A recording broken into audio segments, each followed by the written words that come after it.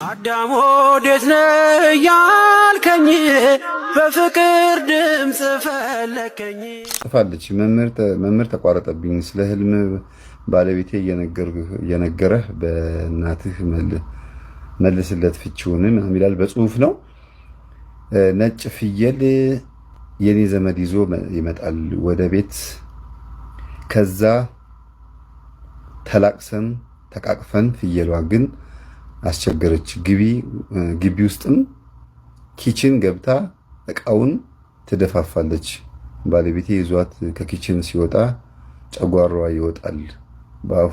በአፏ ቀይ ሳትሞት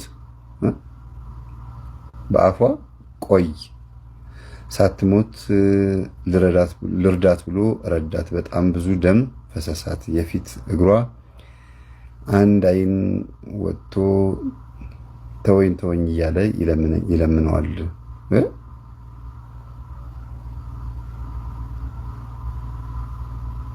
አንድ አይን ወጥቶ የፍየሉ አይን ነው። ይሄ ደግሞ የሚገርም ነው። አኒሜሽን ነገር ሆነ። ይለምነዋል። ባለቤቴን ግን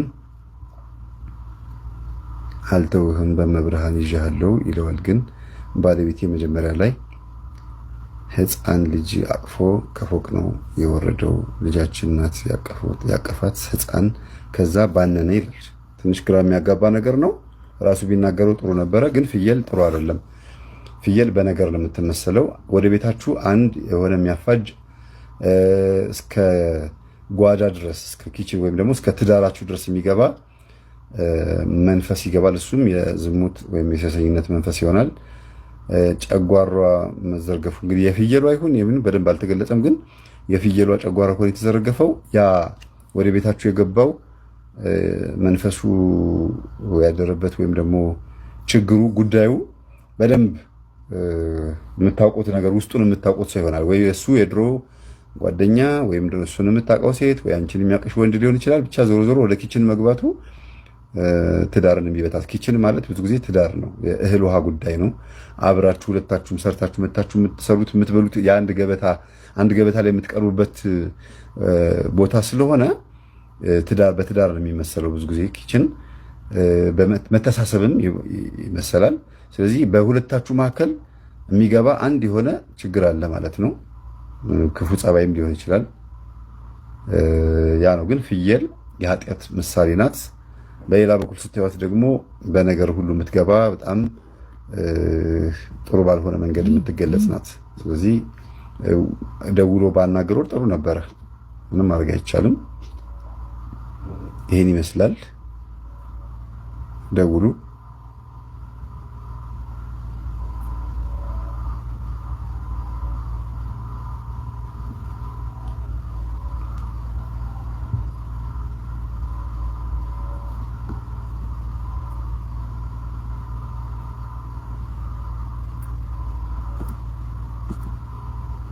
እሺ ሰዓቱ ሄዷል። የሚገባም የለም። አብዛኛው ሰው እንትን እያለ ነው። እንድታዩት ፈልጋለሁ። እንዴት እንደሚወርድ ይዩት። አንዱም ሰው ሊገባ አልቻለም። በጣም ነው ብዙ ሰው የሚገባው እና አንዱም አልገባም እስካሁን።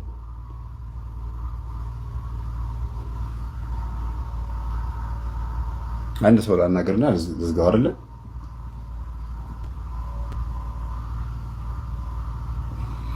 እሺ ከዚህ ውስጥ እስቲ ህልማችሁ ምናልባት ከዚህ ውስጥ ለመመለስ ልሞክር። እስቲ ካየሁት ውሃ ጠጣ መምህር አላቀረብኩማ። እንግዲህ እዛ አካባቢ ይቅርታ። እንግዲህ ዛሬ ምንም አልታወቀኝም።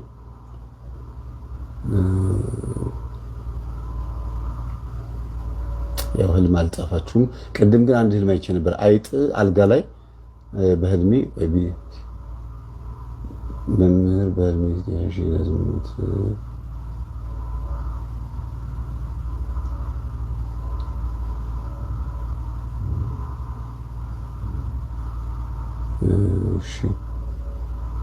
ምን አለች አንዷ ቅድም? ሴት ሆኖ እንዲሆን አላወኩኝም። አልጋ ላይ ነው። አልጋ አካባቢ ላይ አይጥ አይቻለሁ እና ጨርቁን ነው ምናምን ያልጋውን ጨርቅ ምናምን ስትል ሰምቻለሁ መሰለኝ። እንደዛ ያየው ይመስለኛል። ሲድጋሚ ጻፊው ወይም ጻፈው።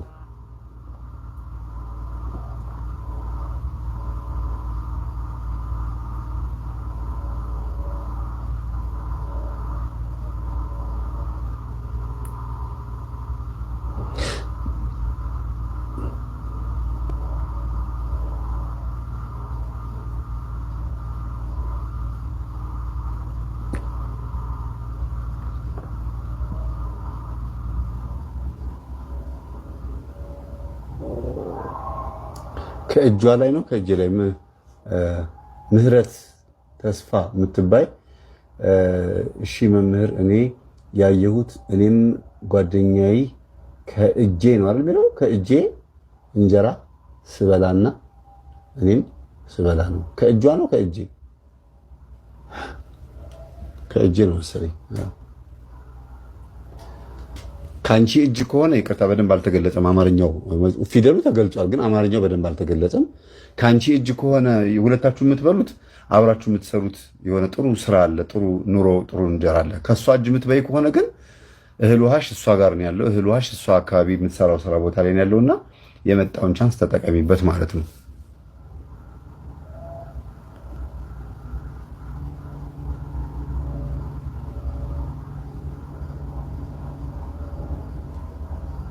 እባክህ በህልም ራቁት ምንድነው ይላል ሃይድራ የምትባል ሄሊያዳ ነው ሄሊያዳ በህልም ራቁት ማለት መዋረድ ወይም ደግሞ ስም መጥፋት ማለት ነው በሰው ዘንድ በጎረቤት በጓደኛ ጥሩ ስሜት የለም ለስላንቺ ጥሩ ነገር አይወራም ማለት ነው ብትቺ ስምሽን ማስተካከል ልብስን ገልብጦ መልበስም አንዱ ያልኳችሁ ለዚህ ነው ልብስን አስተካክሎ መልበስ ሰዎች አተኩሮ ልብሳችሁን እያዩ ሲሄዱ የለበሳችሁት ልብስ እያዩ ሲሄዱ ሲያደንቋችሁ ጥሩ ስም እንዳላችሁ በልብሳችሁ ምክንያት ደግሞ ካንቋሸሿችሁ ደግሞ ስማችሁ ጥሩ አይደለም ማለት ነው ሐሜት ነው ማር ፍታልኝ መምህር ይላል ማር በቤተክርስቲያናችን አፈታት መድኃኒት ነውና አንድ የሆነ ፈውስ ያስፈልግሻል በአይምሮ ይሁን በስጋ አይታወቅም ጸበል መጠመቅ አለብሽ ማለት ነው መምህር ህልሜ ይጠፋብኛል ይላል ቆይ እስቲ እንደዚህ ያረጋግን እየጻፋችሁ አንዳንዶቹን ለማየት ሞክራሉ ቶሎ የሚፈቱትን እሺ እናንተዬ የምወደው ልጅ ይላል ደግሞ ወርቋ ነው የምወደው ልጅ እኔ እወደዋለሁ እንድለው እንድለው አይፈልግም እሱ ፍቅረኛሽ ድሻሉ አልገባኝም ባካችሁ ስትጽፉት ያው ቶሎ ለመጻፍ ፈልጋችሁ መሰለኝ እንትን ይላል ለመግለጽ ያስቸግራል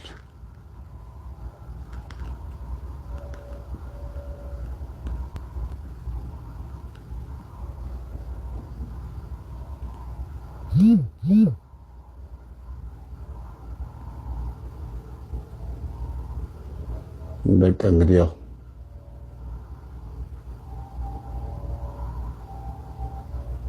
እኔ ሁልጊዜ በባዶ እግር ሲሄድ ነው ማየው በባዶ እግር መሄድ ማለት የትዳር አጋር እድል ማጣት ነው የትዳር አጋር እንዲሁም ደግሞ በሃይማኖት በመንፈሳዊ ከመጣን ደግሞ ያለ ምንም መንፈሳዊ ዕውቀት ያለ ሃይማኖት ዝም ብሎ እንዲሁ መንገላዎች መንቀሳቀስ ነው የሚባለው ሾክ ቢወጋም ለመወጋት የተዘጋጀ እንቅፋት ቢመታም ለመድማት የተዘጋጀ ህይወት ውስጥ ነው ያለነው እንቅፋት ማለት ነገረኛ ሰው ቢመጣ በነገር መውደቅ ሾክም ልክ እንደዚሁ ያው በባዶ እግር ስንሄድ የሚያጋጥመን ማንኛውም አደጋ በሙሉ እንደሚያጋጥመን ሁሉ በህይወትህ በባዶ እግር በተደጋጋሚ መሄድ ማለት አጋር እንደሚያስፈልግህ ረዳት እንደሚያስፈልግህ ማሳየት ነው ሰዎችም ደግሞ አለማግባትሽን ስሙን ስላላየሁት ነው ይቅርታ ወንድ ይሁን ሴት ይሁን ስላላየሁኝ ነው አለማግባትህን እያያሉ ግን ሊጠጉም አይፈልጉም ሊቀርቡም አይፈልጉም አግብተህም ከሆነ ደግሞ የሆነ የጎደለ ነገር እንዳለ ነው የሚረዱት አግብተሽም ከሆነ ይቅርታ ጽሁፉን እንትኑን ስሙን አላየሁ ወንድ ይሁን ሴት ይሁን አላየሁም ነጭ ጫማ ማድረግ ሃይማኖት ነው ነጭ ጫማ ማድረግ በንስሐ ሕይወት መግባት ነው ነጭ ጫማ ማድረግ በተክሊል መጋባት ነው በጣም ትልቁ ትርጉም ይሄ ነው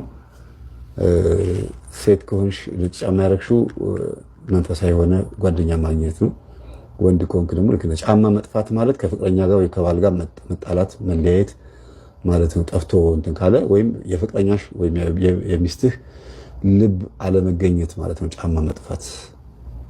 ሱሬም እንደዚሁ ከተቀደደ ሚስት ወይም ባል ነው እና እሺ መምህር ጫማስ ይላል። ያው ጫማ ምንድን ነው ይላል። ጫማም ትዳር ነው፣ ሚስት ወይም ባል ነው።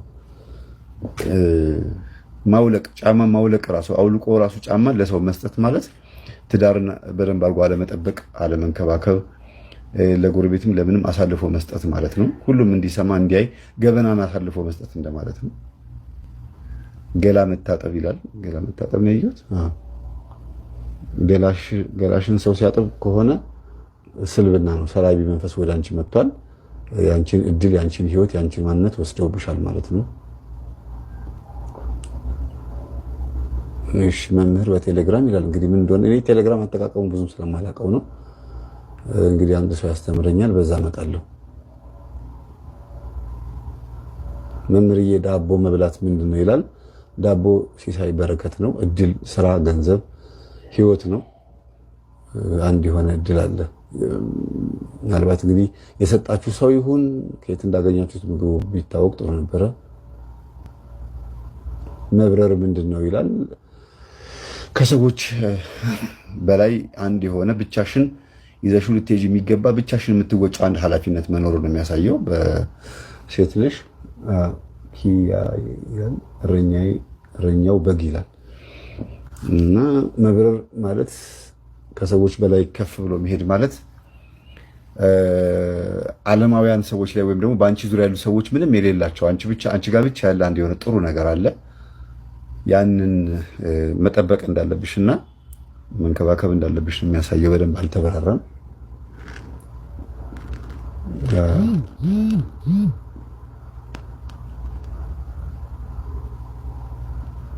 እባብ ስገላ ይቻለው ምንድነው ይላል። ዛር መንፈሱን ማሸነፍ ነው።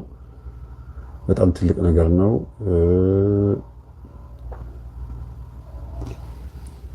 የወር አበባ ምንድነው ይላል። ምንድነው የወር አበባ? ምን ሲሆን ሲቆም ነው? ሲወርድ ነው? ሲፈስ ከሆነ በነገራችን ላይ በየወር አበባ ጉዳይ ላይ በሰፊው እመጣበታለሁ። አሁን ነካ አድርጌው አላልፍ። በጣም ትልቅ ትርጉም ያለው ነገር ነው። የወር አበባ እንደ ቀላል የምታዩት ነገር አይደለም። መጽሐፍ ቅዱሳዊ ፍቺ ሁሉ አለው። ዳገት መውጣት፣ ተራራ መውጣት ምንድነው ይላል። ሰርካለም የሚለው ሰርካለም ጾም ነው። እሺ ጾም ነው። ዳገት መውጣት ጾም ነው።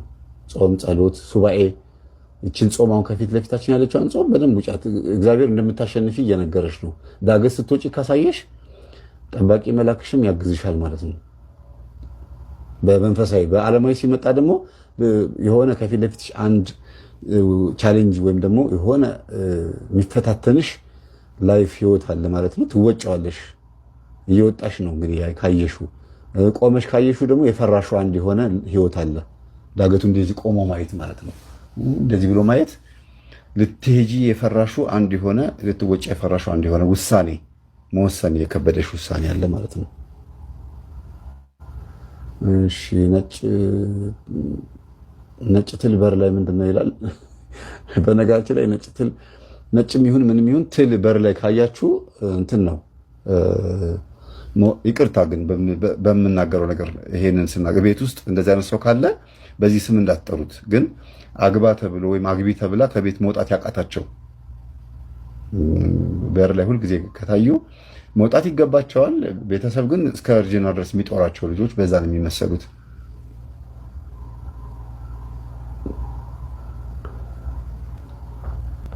ቦርሳ ከእጄ ላይ ሌባ ነጥቆ ሲወስድ አየሁኝ። ቦርሳ ማለት ሚስጥር ነው። ቦርሳ ማለት ፍቅረኛ። ሴት ከሆንሽ ወይ እስቲ ማን እንደሆንሽ አላወኩም። ዞሮ ሴት ከሆንሽ ፍቅረኛሽን ትቀሚያለሽ ማለት ነው። አንድ የሆነች ሴት ሌላ ሴት መታ ላፍ ታረግብሻለች። ቆይ እስቲ የሀበሻ ልጅ ይላል። ሴት ትሁን እንዲሆን አይታወቅም። ሴት ከሆንሽ ፍቅረኛሽን ወይም ባለቤትሽን ጓደኛሽን የኔ የምትይውን ሰው ተወስድብሻለች። ቦርሳ፣ የኪስ ቦርሳ ወይም ደግሞ የእንትን ቦርሳ ከሆነ የምታነግቹ ቦርሳ። ወንድ ከሆንክ ደግሞ ልክ እንደዛው ነው። ግን ሚስጥር የኔም ብለህ የምታስበው ነገር በሰዎች ዘንድ እንትን ይወጣብሃል፣ ይታይብሃል፣ ወይ አጋንንቱም ይነጥቅብሃል ነው። ሌባ ማለት አጋንንት ነው። ወይም ሌባ ማለት ደግሞ ሚስጥር አባካኝ ሐሜተኛ ሰው ማለት ነው። ሌባ የተባለ ሞት ነው። ስለዚህ ምናልባት እንግዲህ አይታወቅም፣ ግልጽ ነው የማወራው። የኔ የምትይው ወይም የኔ የምትላት ሴት ጸሎት አድርግላት። ብዙ ነው ማለት እንዴት አድርጌ ልፍታው? አሁን በጣም ሁላችሁም እየጻፋችሁ ነው። በህልሜ ሁሌም ኢትዮጵያ መጥቼ ከቤተሰቦች ጋር አድራለሁ። ምንድነው ናፍቆት ነው። አይዞሽ ችግር የለውም። ከቤተሰቦች ጋር እንትን የምትይ ከሆነ በጸሎት አስቢያቸው። ተስፋ አትቆርጪ፣ አይዞሽ ስለምታስቢያቸው ነው። የሆነች ፍሬ ሳያት ያልበሰለች ትመስለኛለች፣ ስበላት ደግሞ በጣም ትጣፍጥ ነበረ። ምንድነው ይላል። በጣም ደስ የሚል ህልምን ያየሽው። ፍሬዋ ያልበሰለች ይመስላል ማለት አንዳንድ ነገሮች ውስጣቸው በጣም የሚጠቅሙ ነገሮች ኖረው ሳለ የተዘናጋሽባቸው ጉዳዮችን በደንብ ወደኋላ መለስሽ ብታያቸው በጣም የምትጠቀሚበት አንድ የሆነ ጉዳይ አለ። ፍሬ ብዙ ጊዜ በስራና በተለያዩ የህይወቱ ውጣ ውረድ ውስጥ ያለ ውጤታማ የምትሆኝበት ነገር ነውና አይጠቅምም ብለሽ ያሰብሽው ወይም ያሰብከው ግን ከፈትፈት አድርገህ ብታየው ወይም ደግሞ ለመስራት የፈራኸው ቢዝነስም ካለ ብትገባበት ጥሩ ውጤታማ የምትሆንበት አንድ ጉዳይ አለ ማለት ነው። እስማን ብዙ ነው የሚወጣው። እንዴት አድርጌ እንደምትል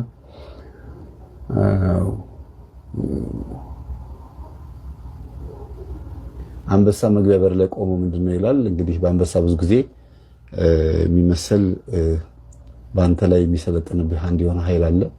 አንዳንዴ በሞትም ይመሰላል። የሚያሸንፍህ አንድ የሆነ ባህሪ አለ። በር ላይ ቆሞ ሲያየኝ ነው የሚለው እና ወደ ሆነ ቦታ እንዳትሄጂ ከቤት ወደ ውጭ ሆኖ ኮን ያለው ወደ ውጭ እንዳትወጪ ወይም ከሰው ጋር እንዳትግባቢ እንቅፋት የሆነብሽ ባህሪ፣ ጸባይ፣ አካሄድ፣ ገንዘብ፣ ሀብት፣ ንብረት ሊሆን ይችላል። እንዳንበሳ ከውጭ ወደ ውስጥ ደግሞ እንዳትገቢ ከሆነ ደግሞ ቤትሽ በጣም ከባድ ችግር አለ ማለት ነው። ያን ነገር ማስወገድ አለብሽ። በአንበሳ የሚመሰለው ብዙ ጊዜ አንቺ ያቃተሽ ግን ለእግዚአብሔር አሳልፈሽ የምትሰጪው አንተ ታቃለለሽ የምትሰጪው ጉዳይ ነው።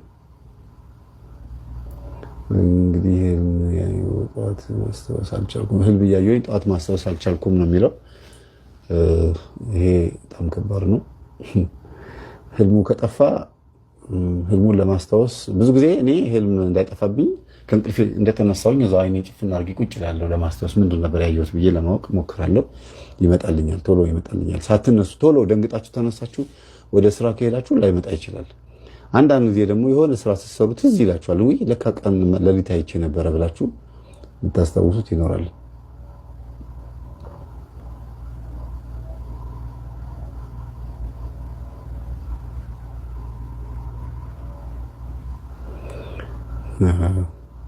እንትን ይላል። የዝሙት መንፈስ ያሰሪ ልጅ ይገናኘኛል አለች። ያው የዝሙት መንፈስ ነው። ኮፒ ፔስት እያደረጋችሁት ነው እንዴ? እንደገና ተመልሶ ይመጣብኝ እንዴት እንደሆነ አላውቅም።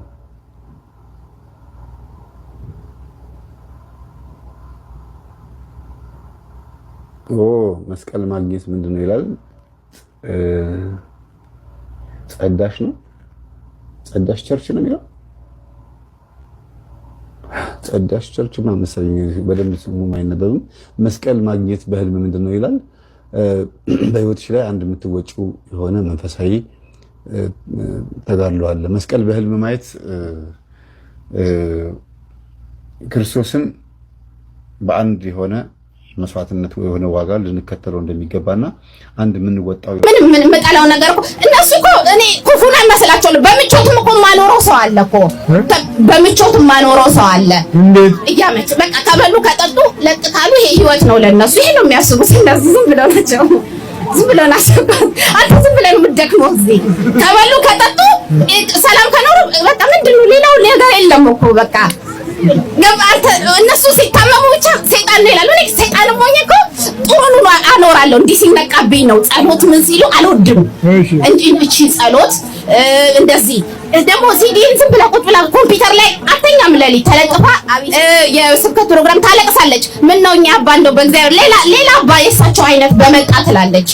እንደ አባ አይነት እያለች በቃ እኔ ይሄኔ ስታረግ እንደውም ኮምፒውተሩን አበላሻለሁ አባላቸዋለሁ። እሷ አናቷ ላይ ሰቅላታለች። ድንግል ማርያም አንቺ አማልጅኝ፣ ቅዱስ ሚካኤል አባቴ ጠብቀኝ እያለች ለቤተሰቡ ሁሉ እንዲከበቡና ያሱ አንተ የምትወደውንና የምትጠላውን ነገር እኔ የምወደው ዝም ብሎ ይሄ እነሱ አይጸልዩ እንጂ እንደተመቻቸው እያገበሰበሱ እየበሉ ይሞቱ። እኔ ምን ጨነቀኝ? እኔ እኮ ነፍስ ነው ያው አንተን ለነፍስ ማዳን አይደለም የምትሮጠው፣ እኔም ነፍስ ለመውሰድ ነው። ሳያውቁት እኮ ስንቶቹ ተይዘዋል እኮ ዝም ብለው ነው። ይሄ እንትን አትበል አንተ ዝም ብለው ነው። ስለዚህ በቃኝ። እሷ ናት እናቴ። እናት እሷ ነች? አዎ እሷ ታላቅ ናት። ታላቅ እሷ ናት? አዎ የኔ የእሷ ደግሞ አንድ ታላቅ አለ። አንመጣም ልጇን እኮ ነው ያስፈለፈልናት ከልጅ እንደጫጩት ፍልፍል እሷም ልጅ ነች አብራ ልጅ አብራ ፍልፍል ግን ደስታ የለም ምንም ክርስቲያን ነህ አንተ? እኔ ሙስሊም ነኝ። አንተ ሙስሊም ነህ? አንቺ ክርስቲያን ነሽ? አንቺ ሙስሊም ነሽ? ጉራማይሌ እናት እስላም ልጅ ክርስቲያን፣ አንድ ልጅ እስላም፣ አንድ ልጅ ክርስቲያን፣ ባል እስላም። በቃ በጥበጥ እንደዚህ በጥበጥ መስቀሉ ስታይ አስፈራራናት። ዛሬ መስቀሉን ስታይ አስፈራራናት። የቱን መስቀል? እዛ ስትመጣ እዛ ከቤተ ክርስቲያን አለ። መስቀሉን ስታይ ፈራች። አንተ ነው የፈራኸው? እሷ ነች? እሷ ነች አየችው። በቃ በውስጧ ፈራ ነው። ለምን ፈራ? እኔ እንጃ። መስቀሉን ሳየው ፍርት። መስቀል አትወድም? ቤተ ክርስቲያን እኮ አታውቅም። ልጆና የቆረበችው ነው እንጂ የምታውቀው ስለ እስልምናው ነው። እሱንም በደንብ አናሳውቃት። በደንብ አታውቅም። ጥልቅ ግን እሱን ትሻላለች። ስለ ክርስትናው ምንም የላትም። ምንም የላትም። ገና በልጅነት ድሮ ነው። አዎ 29 ዓመት እኮ ነው ከሰለመች። አስበዋ በእድሜዋ ላይ ደምርና በልጅነት ያሳወቅነው የምታውቀው እስላሙን ነው። የክርስትናን አትሄድም፣ ቤተክርስቲያን አታውቀውም። በቃ ቤት ውስጥ ቁጭ፣ ቤት ውስጥ ሽሽግ። ምን አለና ወዴት ይኬዳል? ወደ መስጊድም አንወስዳትም፣ ወደ ቤተክርስቲያንም አትሄድም። ቤት ውስጥ ሆና ብቻ አቤት የፈጠርከኝን ያላቅም ያንተን መንገድ ሳሊዝ እንዳትገለኝ፣ ሰንሰለትክን አስጨብጠኝ፣ መንገድክን አሳውቀኝ ትላለች። ግን ግራ ይገባታል የትኛው እንደምትል። እንደዚህ ነው እንግዲህ የዘመኑ መጨረሻ ትውልድ ግብጥብጥ ነው። በቃ አሁን ትለቃላችሁ አትለቁ? ተንበርከክ። እንደዚህ ትይዝና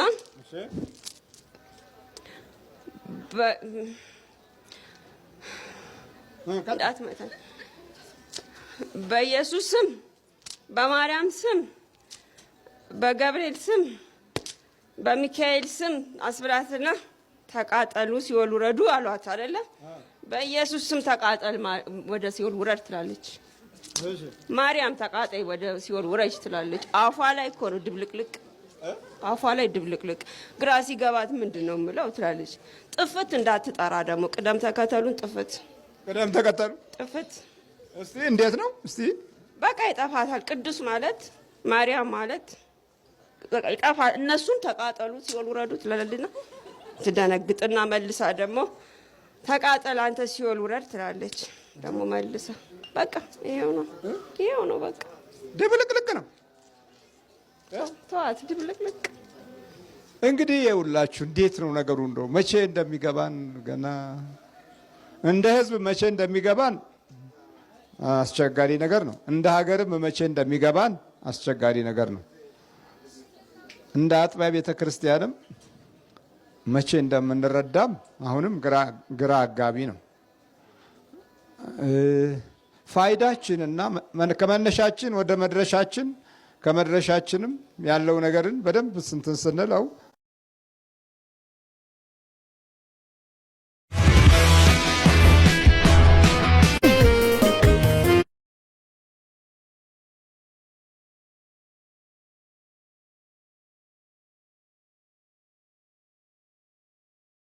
ዮሴፍ የያዕቆብ ልጅ ነው። ሁለተኛው ዮሴፍ የያዕቆብ ልጅ ብዙ እኮ ነው የቆራረጥኳት። ስንት ቦታ ቆራረጥካት? እዚህ ሆዷ ላይ ይልክ እንደዚህ እንደዚህ እንደዚህ አስደረኳት። እዚህ ውስጥም አላት፣ እዚህ ጋር አላት። ስንት ቦታ ነው እንትን ኦፕሬሽን አስደረካት? 12 ጊዜ። 12 ጊዜ? አዎ። የት ሀገር? 5ቱን ውጭ ሀገር። የት ሆስፒታል? ጅዳ ማን የሚባል ሆስፒታል?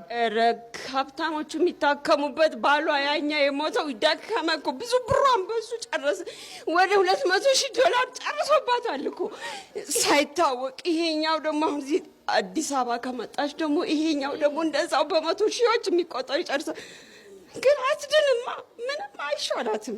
አይሻላትም። እንዴት ነው የሚሻላት? ለምንድን ነው የማይሻላት? ኦፕራሲዮን እያደረገች ድሮ ጠንቋይ ቤት ሄደች በበሽታዋ። የት ጠንቋይ? ወፋ የሚባል ቤት። የት ሀገር? እዚህ አዲስ አበባ። እሺ፣ አዲስ አበባ ወፋ ሄደችና በሽታሽ የአያቴ ቅድመ አያት ነው፣ አንቺንም የተመለከተሽ ነው አሉና ስኒ ጀበና ዘርጌ ማክሰኞ ሐሙስ ምናምን ለምኛ አሏ። ጫት እየቃምሽ እናንተማ እዛ እየኖራችሁ ብሎ እንደሚያስቡት አይደለም። እኩል ነው፣ ሁለቱም ፈተና እኩል ነው። እንዲያውም አባ እንጦንስ እስቲ ከኔ የሚበልጥ ቅድስና ያለው ካለ አሳየኝ ብለው ክርስቶስን ተናገሩት። ያ ማለት ምንድነው? የተሻለ ማለታቸው። በሌላ በትዕቢት ሳይሆን እንደው ጌታ ሆይ ከኔ የተሻለ መንፈሳዊ ሕይወት የሚኖሩ ሰዎች ካሉ ከነሱ በረከት እንድካፈል አሳየኝ እስቲ አሉት። ከዛ እንጦንስ ና ብሎ ወደ ከተማ ይዞት ሄደ። እንዴ ጭራሽ ከተማ አለ። ሊያውም ከተማ ውስጥ አለ። ና ግባ፣ በዚህ መስመር ሂድ፣ በዚህ መስመር ሂድ እያለ መንደር ውስጥ ይዞት ገባና ሞቅ ያለ ሰፈር ውስጥ ይዞት ገብቶ አንድ በር እንዲያንኳኳ በዓይነ ሕሊናው እኮ ነው የሚነግረው እግዚአብሔር ክርስቶስ። በሩን አንኳኩ። ተልኬ ነው። እንዴት ናችሁ? እንዴት ነው የምትኖሩት? እስቲ ንገሩኝ አሏቸው። እህትማማቾች ናቸው፣ 2 እህትማማቾች። በቃ እኔ የእሷን ልጅ ጡት አጠባለሁ፣ እሷም የኔ ልጅ ጡት ታጠባለች፣